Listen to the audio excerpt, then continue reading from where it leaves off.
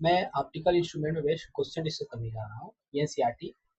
तो एनसीईआरटी को बच्चा बैक एक्सरसाइज क्वेश्चन नंबर 9.14 है। क्वेश्चन आपके सामने है। अ giant refracting telescope at an observatory has an objective length of focal length 15 centimetre. कितना दिया बच्चा यहाँ पर?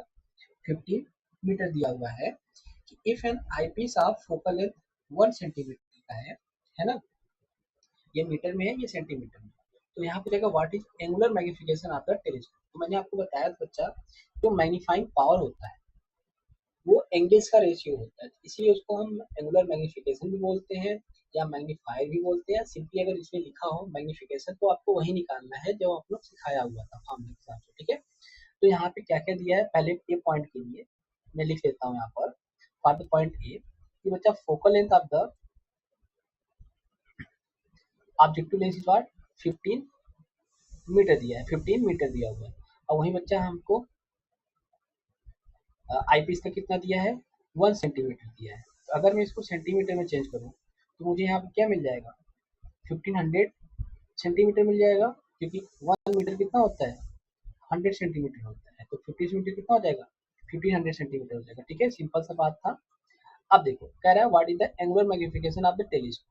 इस केस में आपको हमने बताया था, अभी भी लास्ट क्वेश्चन डिस्कस किया था, तो उसमें मैंने बताया था जब अगर ऐसा बात आए उसमें कहीं नियर पॉइंट या कुछ ऐसा मेंशन ना हो तो समझ जाना बच्चा, उसके लिए मुझे आप कैसे कैसा फॉर्मूला लगाऊंगा, फॉर द नॉर्मल विजन के लिए यानी रिलैक्स आइज के लिए मैं फॉर्मूला निकालूंगा। तो एम इक्वल टू हो जाएगा minus F O upon F E. तो एफ कितना दिया बच्चा यहाँ पर, एफ ओ कितना दिया है, 1500 दिया है।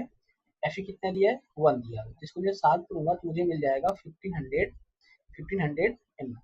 एम इक्वल टू यहाँ पे मार्ड ऑफ लिखना चाहूंगा तो मैंने बताया था negative sign only tells about the nature of the image, यानी कि nature of the image what inverted मिलेगा with respect to object, okay. तो यहाँ से मैं लिखना चाहूँ इसको तो एम इक्वल टू मिल जाएगा मॉड ऑफ व्हाट 50, ठीक है। ये क्या मिल जाएगा बच्चा, इसका मैग्निफिकेशन निकल आएगा। क्या निकल आया, मैग्निफिकेशन ऑफ द टेलीस्कोप, पहले पार्ट का आंसर, ठीक है। अच्छा अब सेकेंड पार्ट में क्या कह रहा है, इसको ध्यान समझिएगा। सेकेंड पार्ट आपका इंपॉर्टेंट क्वेश्चन बन जाता है। क्वेश्चन कह रहा है बच्चा if the telescope is used to view the moon. अगर बच्चा टेलीस्कोप को मून को देखने के लिए यूज किया जाता है तो क्या हो रहा है, what is the diameter of image of the moon form by the objective lens, ठीक है। Diameter of the moon is 3.48 10 power 6 दिया है। और बच्चा इसका जो रेडियस दिया हुआ है लूनर ऑर्बिट का 3.8 इंटू 10 पावर 8 मीटर दिया हुआ है, ठीक है।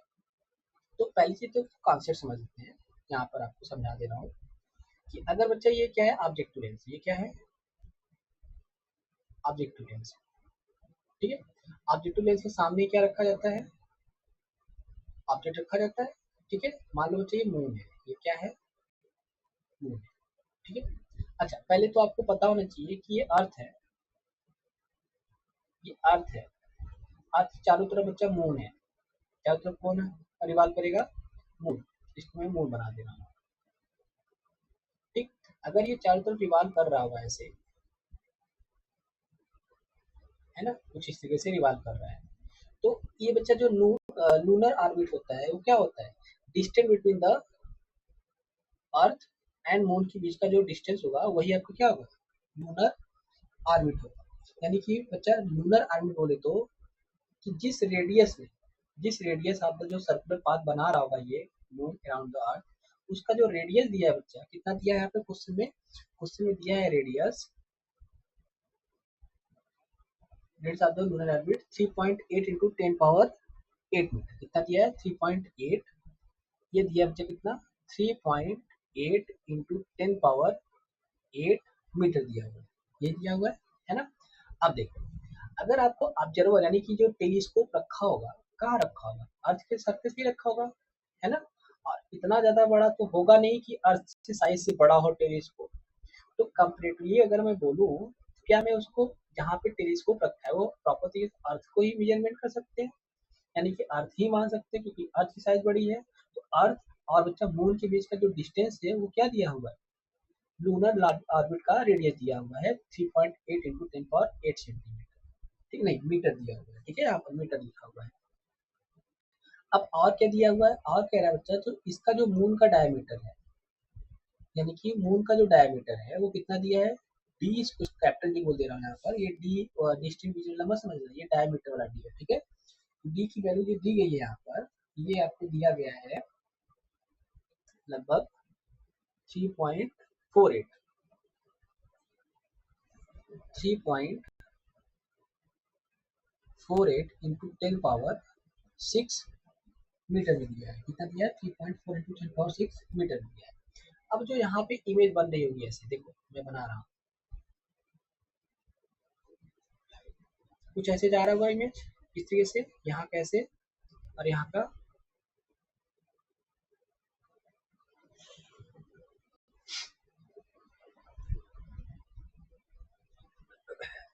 कुछ ऐसे बन रहा होगा लाइक दिस, और इसका बच्चा कुछ ऐसा। तो इसका इमेज कहाँ बन रहा होगा, कुछ ऐसे बन रहा होगा इमेज ये। अब ये क्वेश्चन में जो बन रहा है यहाँ पर ऑब्जेक्ट, यानी कि अब बच्चा ये जो लेंस रखा होगा, कहाँ रखा होगा, अपने दिमाग से लगा के सोचिए कि बच्चा ये लेंस रखा है कहाँ पे, अर्थ, यानी कि यहाँ से यहाँ तक का डिस्टेंस क्या है बच्चा, एक्चुअली यहाँ से यहाँ तक का डिस्टेंस क्या है, ये radius of the lunar orbit है, ये रेडियस ऑफ द क्या है, लूनर ऑर्बिट है। यानी कि ये बच्चा एंगल में बोलूं अल्फा, तो ये भी एंगल क्या होगा, बीटा ही होगा, क्योंकि दो लाइनें ऐसे कट कर रही हैं। अगर ये यहाँ पर ऑब्जेक्ट का बच्चा विजुअल एंगल अल्फा है यहाँ पर, तो इमेज का भी विजुअल एंगल कितना बोलूंगा मैं, बीटा बोलूंगा। और इस केस में जो अल्फा होगा वो बीटा के बराबर होगा। समझ में आ रहा है मेरी बात। तो ये बच्चा यहाँ पे अल्फा बराबर क्या है, बीटा है, यहाँ पे अल्फा बराबर क्या है, बीटा है। बात समझ में आ रहा है ना, यहाँ तक कोई डाउट नहीं चाहिए। अल्फा एक्चुअली एंगल है, अल्फा यहाँ का बच्चा एंगल है, ठीक है। अच्छा, ये डायमीटर अब पूछ रहा है, ये इसका डायमीटर क्या होगा, जो इमेज बन रहा है बच्चा ये मून का, अब इसका ये डायमीटर कितना होगा, इसको स्मॉल डी बोल दे रहा हूँ, कोई समस्या नहीं है, नहीं होनी चाहिए। अब देखो यहाँ पर ये अल्फा और बीटा है क्या, एंगल्स है एक्चुअली। और जब कोई आर्क, जैसे ये चीज मैं बना रहा हूँ छोटा सा आर्क ऐसे,